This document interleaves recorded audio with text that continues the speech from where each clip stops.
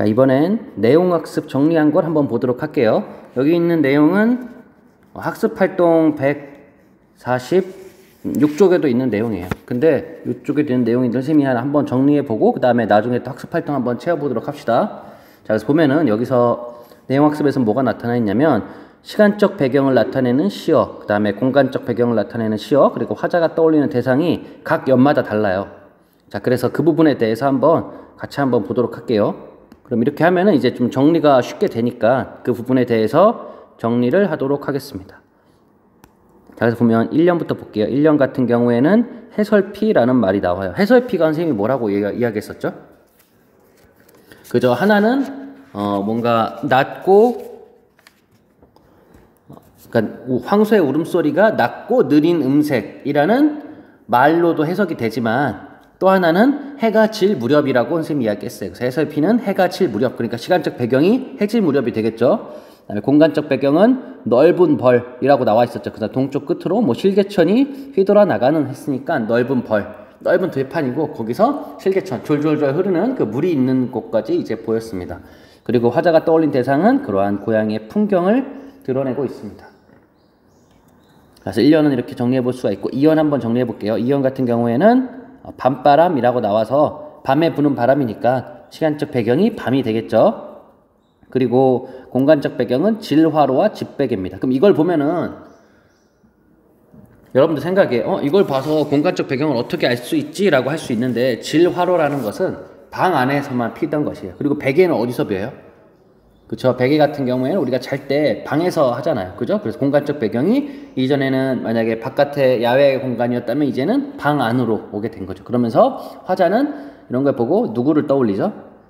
그렇죠. 늙으신 아버지를 떠올리게 됩니다. 자, 이렇게 2년도 정리해 봤고요. 3년을 볼게요. 3년 같은 경우에는 시간적 배경 이슬. 이슬은 주로 이제 밤에 맺히는 거죠.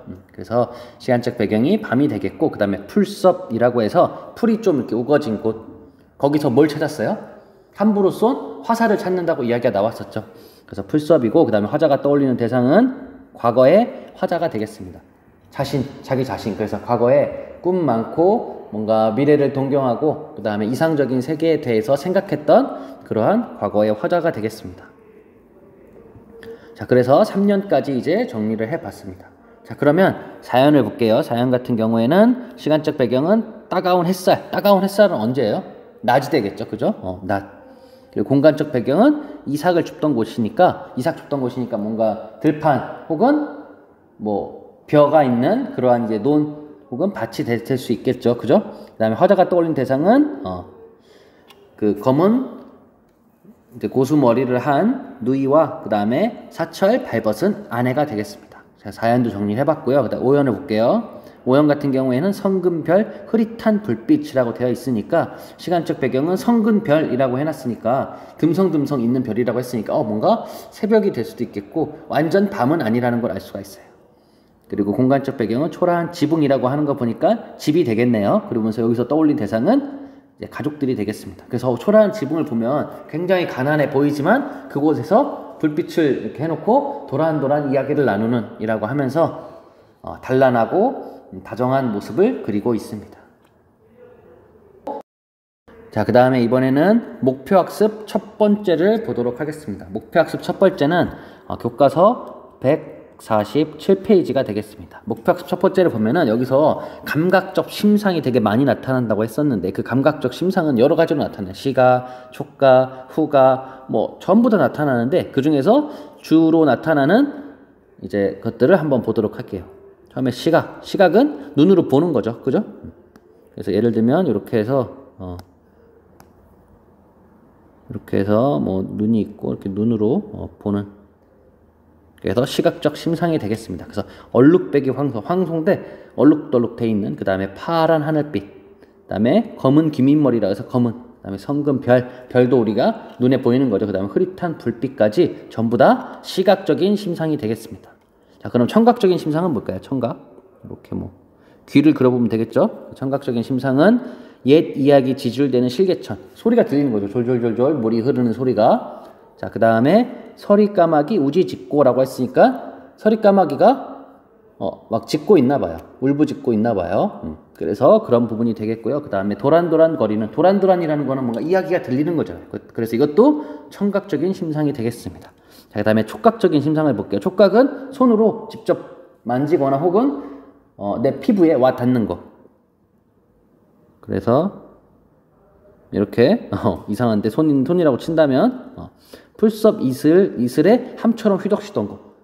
그러니까는 풀을 이렇게 손으로 이렇게 휘젓는 장면을 생각하면 되겠죠. 그다음에 따가운 햇살을 등에 지고, 여러분들 여름에 한창 그 불이 햇빛이 엄청 쨍쨍할 때 나가면은 피부에 되게 따끔따끔 하잖아요. 그죠? 그런 게 되겠죠. 그 다음에 공감각은 2가지 이상이 합쳐진 거. 그래서 뭐 예를 들면 뭐 청각, 시각, 촉각, 뭐 후각 이렇게 해서 2가지 이상이 합쳐진 걸 우리는 공감각적 심상이라고 합니다. 자, 그래서 보면은 금빛 게으른 울음이라고 했을 때 여기에 주체가 되는 건 뭐예요? 그죠? 울음이 중요하잖아요. 그죠? 근데 금빛이라고 했으니까 얘가 울음 같은 경우에는 청각, 그리고 금빛은 시각. 그래서 앞에 가장 중요한 거를 앞에 놓으면은 청각의 시각화라고 하면 되겠고요. 그 다음에 밤바람 소리 말을 달리고 라고 했으니까 밤바람 소리라고 했으니까 청각, 말을 달린다는 거는 눈으로 보이는 거잖아요. 그래서 시각. 그래서 여기도 또 주가 되는 게 요 청각이 되겠죠. 그래서 얘도 마찬가지로 청각의 시각화라고 나타나 있습니다. 자, 그럼 이렇게 감각적인 심상이 드러나면 어떤 효과가 있을지 한번 볼까요? 어떤 효과가 있는지 보면은 고양이의 모습을 생생하고 다채롭게 형상합니다. 그러니까 고양이의 모습이 하나가 아니라 시각적으로도 보이고 청각적으로도 들리고 그 다음에 촉각적으로도 보이는, 이렇게 여러 가지의 감각들이 있기 때문에 고양이의 모습을 좀 더 생생하게 그릴 수 있는 거죠. 그러니까 시각만 만약에 한다면은, 시각만 보인다면 눈에만 보이겠구나 했는데 그게 아니라 눈에도 보이고 귀로도 들리고 촉각으로 들리고 뭐 요새 얘기하는 뭐 4D 영화 같은 거 보면은 막 물도 튀고 하잖아요. 그죠? 그런 것처럼 마찬가지로 그런 효과가 있는 거죠. 그다음에 또 하나는 고양이에 대한 추억을 떠올리게 하고 향수를 불러일으킨다. 이거는 퍼퓸, 그 뿌리는 향수가 아니라 고양이에 대한 그리움에 관한 내용이 되겠습니다. 자, 그래서 이렇게 정리를 해봤습니다.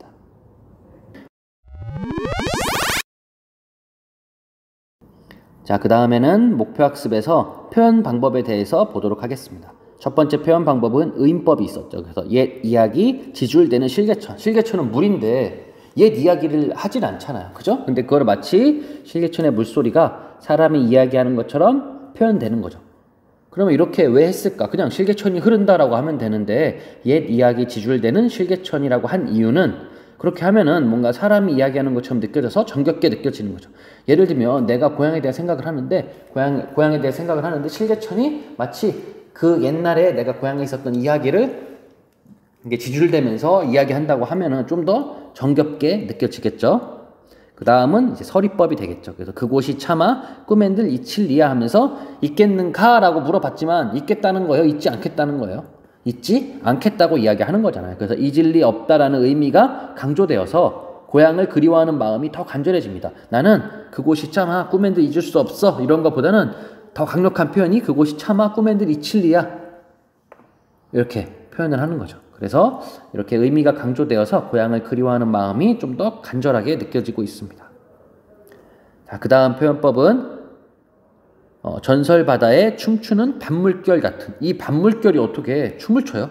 그죠? 그냥 물결이 이렇게 치고 있는데 거기서 그 물결을 보고 밤물결이 춤을 춘다고 생각을 하는 거죠. 일렁이는 모습을 보고. 우리 파도도 이렇게 막 있는 파도도 보면은 파도 보고 나서 쟤 되게 춤을 춘다라고 이야기할 수도 있는 게 막 이리저리 움직이잖아요. 그래서 그렇게 표현을 하고 있습니다. 지금. 자, 그 다음에 의인법이 하나 드러났고, 그 다음에 직유법이 드러나고 있습니다. 직유법은 뭐냐면 어린 누이의 검은 귀밑머리가 날리는 모습을 전설 바다에 춤추는 밤물결에 비유해서 표현하는 거죠. 그러니까 누이가 이렇게 이런 이제 머리를 하고 있었는데 그 머리가 뭐와 같았냐면 이렇게 물결이 치는 그러한 파도의 모습을 보고 이제 연상을 한 거죠. 그래서 몸목 같은 이라고 했으니까 뭐 여러분들 잘 아는 직유법 가운데 여러분들 제일 잘 아는 게 이런 거 아닐까요?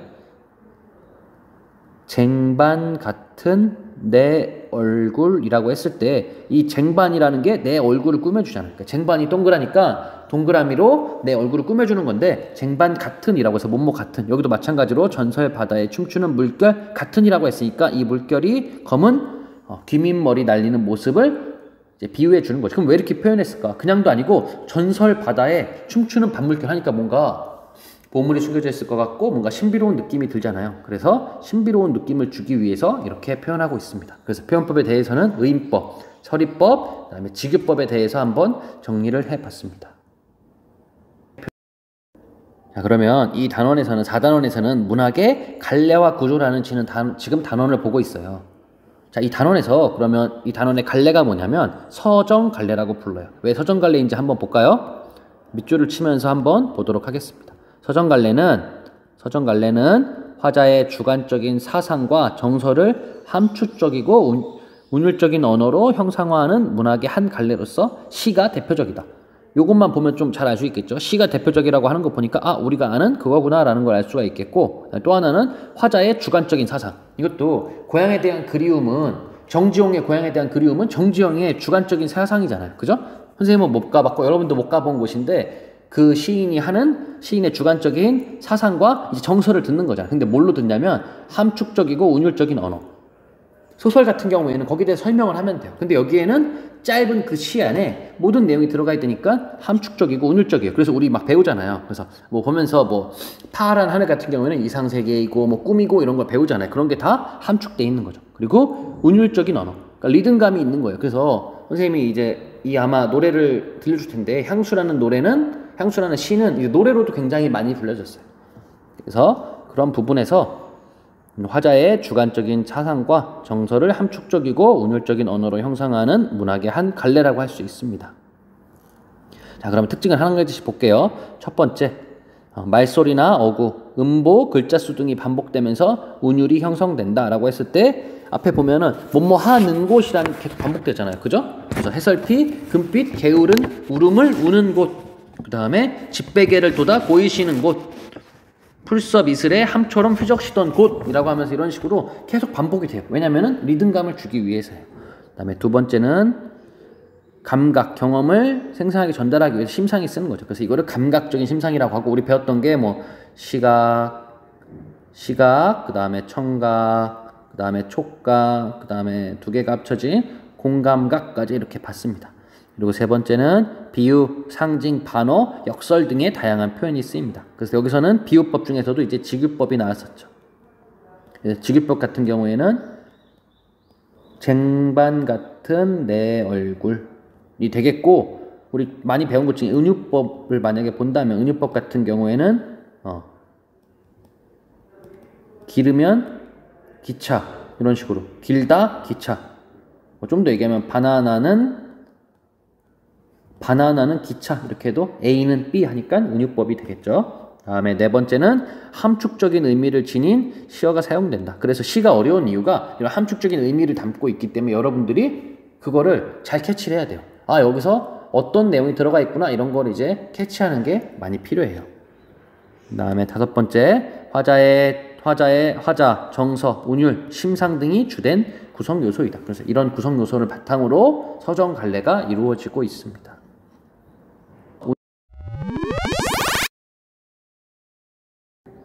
자, 그럼 우리 배운 내용을 바탕으로 학습 활동을 한번 정리해 보도록 하겠습니다.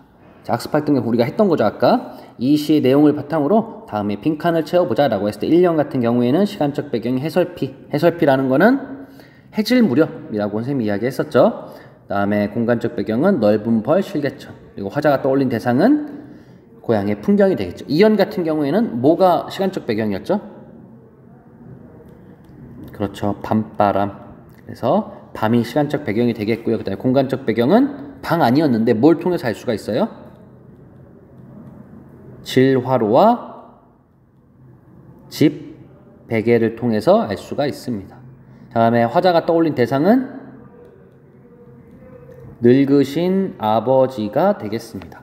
자, 그 다음에 3년을 볼게요. 3년 같은 경우에는 시간적 배경을 나타내는 요소는 이슬이 되겠죠. 그래서 밤을 나타내는 이슬. 그 다음에 공간적 배경은 풀섭이라고 해서 아마 풀이 있는 곳인가 봐요. 그리고 화자가 떠올린 대상은 그죠? 과거의 자신이 되겠죠. 화자.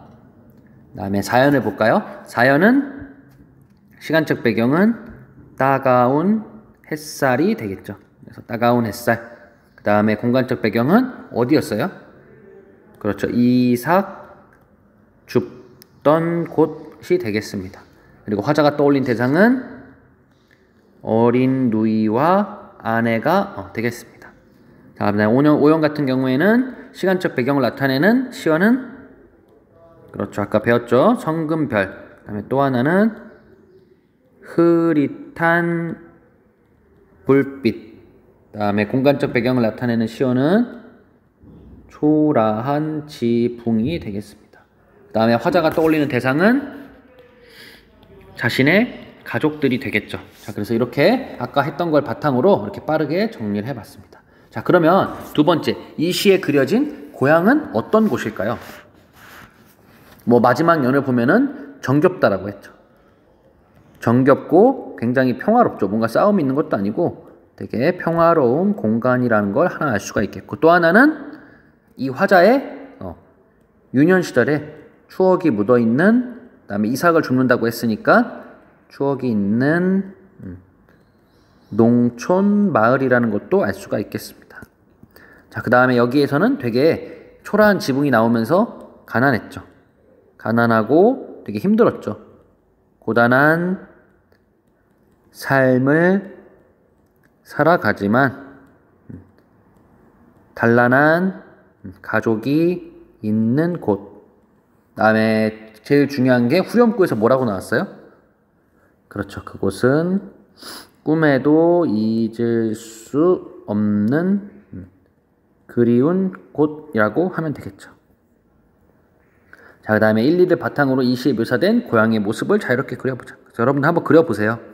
선생님은 그림을 잘 못 그려서 뭐 예를 들면 뭐 1년을 그려도 되고 2년 같은 걸 그려도 되고, 1년 같은 경우에는 막 넓은 벌 동쪽으로 이렇게 뭐 북서 동이면은 이쪽으로 막 물이 이렇게 흐르고 있고, 그 다음에 여기에 이러한 이제 소가 이렇게 있는 모습도 그릴 수 있겠고, 그 다음에 얘가 게으른 이렇게 울음을 울고 있고, 뭐 여기에는 뭐 초가지붕 같은 것도 있을 수 있겠죠. 이렇게 마을 같은 게. 선생님 대충 그리는 겁니다. 그림 못 그려도. 그래서 이렇게 산도 있을 수 있겠고, 여기 나무도 있을 수 있겠고, 이렇게 해서 그림을 한번 완성해 보면 될 것 같습니다. 자, 이번엔 교과서 147쪽을 보겠습니다. 자, 두 번째, 이 시에 두드러지게 나타난 화자의 정서를 한 문장으로 표현해 보자. 뭐 여기 나타낸 대로 내 고향에 가고 싶다도 될 수 있고, 또 하나는 뭐 잊을 수 없는 고향, 하지만 그곳으로 돌아가고 싶다, 이렇게 이야기해도 되겠고요. 또 어땠어요? 그죠? 가난하지만 평화로운 고향이 몹시 그립다라고 이렇게 표현을 되겠고요. 이런 식으로 이제 표현해 보면 되겠죠. 자, 그 다음에 밑에 이제 목표 학습을 보도록 하겠습니다.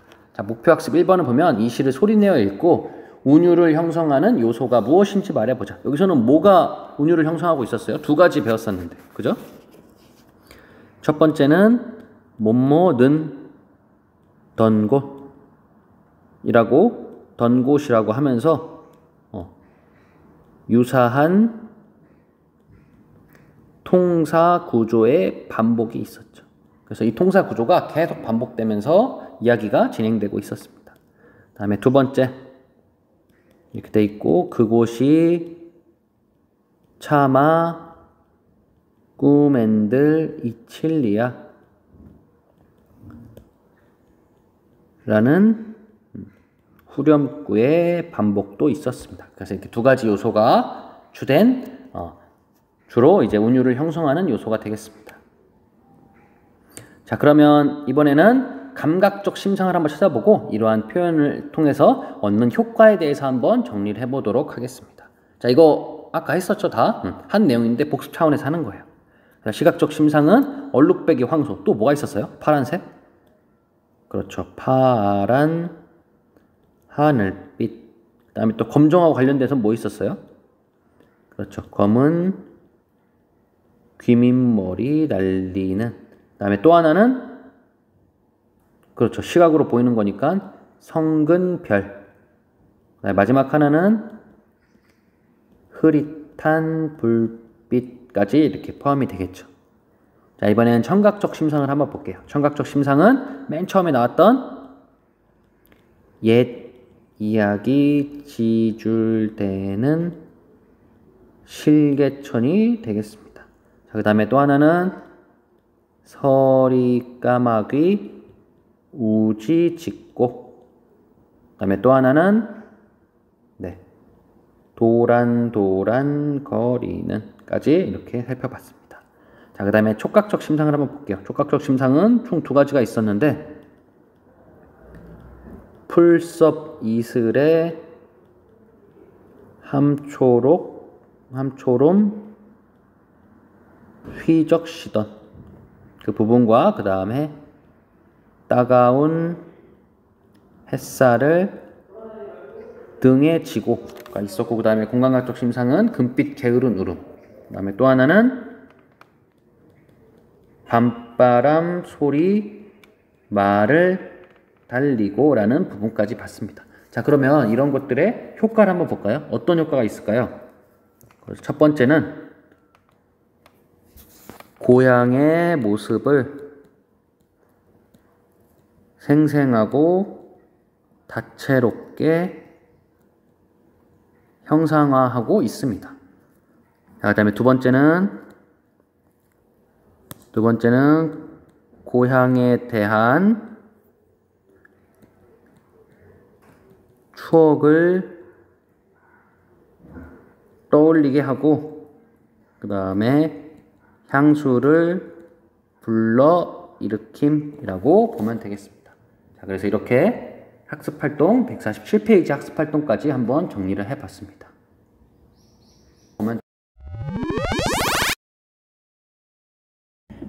자, 이번엔 학습활동 교과서 148쪽의 학습활동을 보도록 하겠습니다. 자, 148쪽의 학습활동을 보면 시에 쓰인 시어나 시구의 표현 방법과 의미를 살펴보자 라고 되어 있고요. 그 다음에 첫 번째, 시어나 시구의 표현 방법과 그 효과를 다음과 같이 정리해보자 라고 되어 있고요. 그래서 옛 이야기 지줄대는 실개천이라고 하면은 의인법. 그래서 마치 실개천에 그 물이 졸졸졸 흐르는 소리가 사람이 이렇게 조곤조곤 이야기하는 그 소리처럼 느껴져서 마치 정겹게 느껴진다. 그 다음에 그곳이 차마 꿈엔들 이칠리야 라고 했을 때는 잊을 수 있겠는가? 라고 이렇게 물어본 것 같지만 결국에는 잊을 수 없다라는 의미를 강조하고 있잖아요. 그래서 이 표현법은 그렇죠. 서리법이라고 할 수 있겠죠. 그 다음에 효과는 잊힐 리 없다는 의미가 강조되어 고향을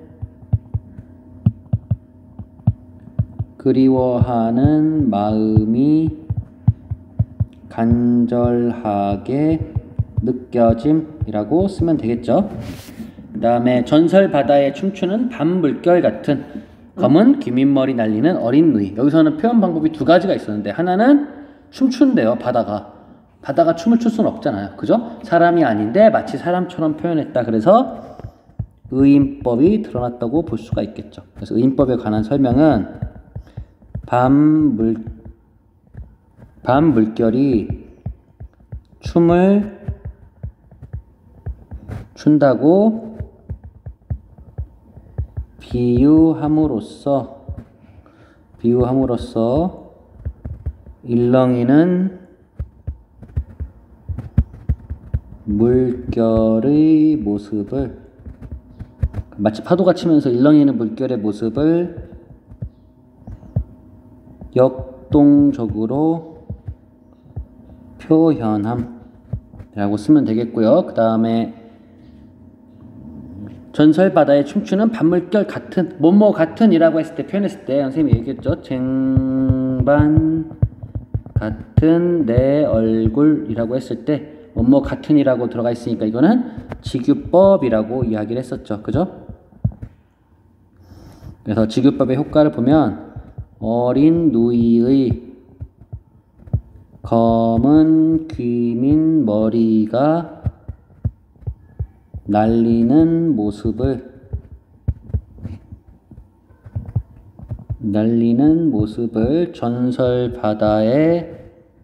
전설바다에 춤추는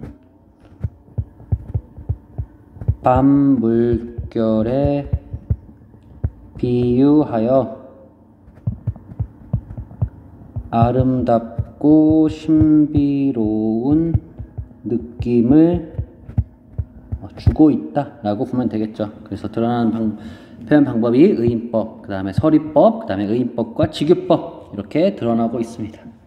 자, 그러면 두 번째 활동, 함축적 의미를 지닌 시어나 식구를 찾아 그 의미를 모두먼들과 이야기해보자 라고 되어 있습니다. 그래서 예시를 보면 두 가지가 나와 있죠. 이 중에서 3년에 보면 함부로 화살을 쏘았다라고 표현할까? 선생님이 이거 이야기했었죠. 왜 함부로 화살을 쐈다고 이야기를 했어요? 여기 가져다가 여기다 써볼게요. 마치 여러분들처럼 주저함이나 거침이 없어 자유분방하게 행동했던 어떠한 어린 시절의 모습을 표현하기 위한 것이라고 볼 수가 있겠죠. 자, 그래서 함부로 썼다는 말은 이렇게 할 수도 있고, 또 하나로 뭐 예를 든다면, 이게 하나 있고 하나를 더 본다면, 파란 하늘에 썼다고 했으니까 미지의 세계인 파란 하늘을 막연히 동경했던 모습을 표현하기 위해서인 것 같다라고 보면 되겠죠. 그래서 함부로 썼다는 말은 어린 시절에 거침없거나 주저함 없이 굉장히 자유분방하게 행동했던 그런 어린 시절의 모습을 표현하기도 했고, 또 하나는 미지의 세계인 파란 하늘을 막연히 동경했던 모습을 표현하기 위한 것 같다라는 게 하나 있었고, 그 다음에 사연을 볼까요? 사연에서 아내를 왜 아무렇지도 않고 예쁠 것 없는 사람이라고 표현을 했을까요? 그렇죠. 하나는 투박한 농촌 여인의 이미지를 드러내기 위해서 아내를 그렇게 표현했다라고 볼 수 있겠고요. 또 하나는 보통 남편이, 이건 뭐라고 하죠? 이거를 츤데레 같이 남편이 자기 아내를 말할 때 어떠한 좋은 감정을 숨기고 아주 무뚝뚝하게 표현했던 당시 남성들의 어떠한 태도가 반영된 것 같다라고 또 볼 수가 있겠죠. 그래서 이렇게 사연에서 아무렇지도 않고 예쁠 것 없는 이라고 해서 뭔가 투박한 농촌 여인을 표현하기도 했지만, 또 하나는 표현에 서툰 그런 이제 당시 남성들의 태도가 반영되어 있다고 할 수 있습니다. 그래서 알아두기 부분의 서정갈래의 특징은 우리 다 봤었죠. 그래서 주관적인 사상과 정서가 드러나 있고, 그 다음에 함축적이고 운율적인 언어. 그래서 이런 걸 한 거잖아요. 지금 그죠? 함부로라든지 이런 것들이 다 함축적인 언어잖아요. 그 다음에 말소리나 어구, 음보, 글자수 등이 반복되면서 운율을 형성한다. 여기서는 운율을 형성하는 요소가 두 개 있었죠. 뭐뭐는 곳이라는 것과 그 다음에 그곳이 꿈엔들 차마 이칠리아라는 이 두 가지가 운율을 형성했었고, 그 다음에 감각과 경험을 생생하게 드러내는 이미지. 그래서 시각도 있었고, 그 다음에 청각도 있었고, 그 다음에 그 두 개가 섞인 공감각적 표현도 있었습니다. 그리고 비유, 상징, 반어, 역설이 쓰였는데, 여기서는 비유 중에서도 이제 직유법이 쓰였고, 뭐뭐 같이, 뭐뭐처럼이 들어가는 직유법이 쓰였고, 그 다음에 함축적인 시어, 여러 가지를 담고 있는 함축적인 시어가 잘 드러나고 있습니다.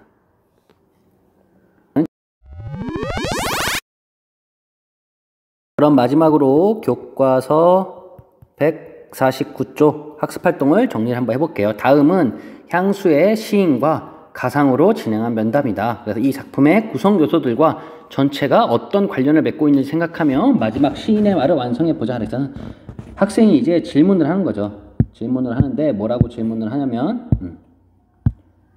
선생님 향수는 언제 지으셨나요? 라고 얘기했더니 여기 시인 있죠. 시인이 얘기하죠. 향수는 1927년 조선지광이라는 잡지에 발표되었습니다. 그러나 창작한 때는 조선지광에 발표할 때 밝혀둔 대로 1923년 3월입니다.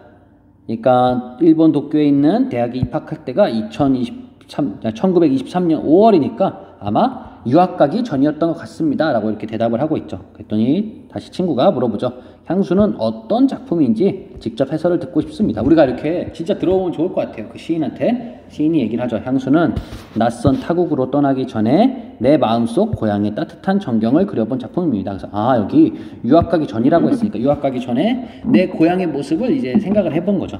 그래서 학생이 다시 향수는 여러 가지 구성 요소가 잘 어우러져서 잘 짜인 시인 것 같습니다. 그래서 작품을 창작하시면서 특히 어떤 요소에 중점을 두셨나요? 그랬더니 고향의 모습이 감각적으로 느껴지도록 다양한 심상을 활용했대. 우리 배웠죠, 심상? 아까? 그럼 정리를 해볼까요? 심상을 활용했습니다. 그리고 활용했습니다라고 하면 그리고 했으니까 심상이 아닌 다른 걸 쓰면 되겠죠. 뭐가 들어있나 있냐면 고향의 느낌을 효과적으로 살리기 위해 뭐가 있었죠? 단어가? 그죠? 질화로, 그 다음에 집베개 등 토속적인 시어를 사용했습니다. 그리고 또한 각 연의 끝에 동일한 후렴구 그곳이 차마 꿈엔들 이칠리아를 반복하여 어떠한 고향에 대한 그리움의 정서를 반복적으로 환기했습니다. 이렇게 보면 되겠죠. 그래서 이렇게 향수라는 작품을 정리해 봤습니다.